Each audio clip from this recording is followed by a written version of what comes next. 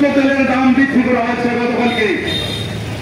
এমনিতে দেশের মানুষ প্রতিটি দ্রব্যমূল্যের দাম বৃদ্ধি, একজন রিক্সা চালক ভাই, অটোওয়ালা, রিক্সা ঠেলা চালক ভাইরা তাদের যে রুজি তাদের যে ইনকাম, সেই টাকা দিয়ে তারা দিন আনে দিন খায়, কোন রকমের সংসার চালাচ্ছে।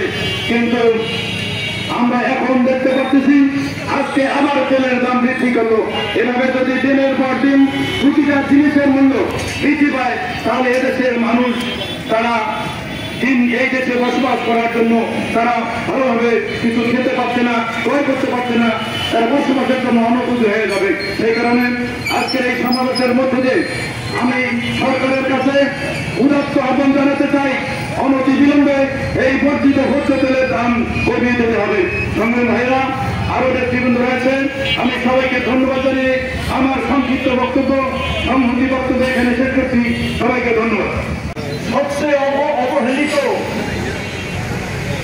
এই সরকার ক্ষমতায় আসার পর আজ থেকে 1 বছর আগে যখন তারা জাতীয় প্রেস ক্লাবে তাদের কত দাবির ভিত্তিতে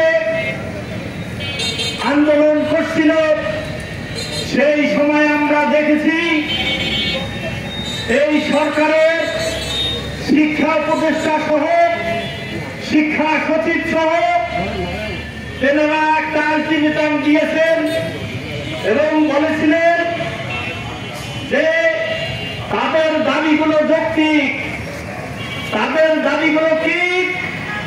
যেখানে সরকারি কর্মচারীদের 45% বাড়ি ভাড়া দেওয়া হয়, সেখানে তাদের দাবি ছিল 20% বাড়ি ভাড়া দিতে হবে। তাদের দাবি ছিল 1500 টাকা চিকিৎসা ভাতা দিতে হবে। তাদের দাবি ছিল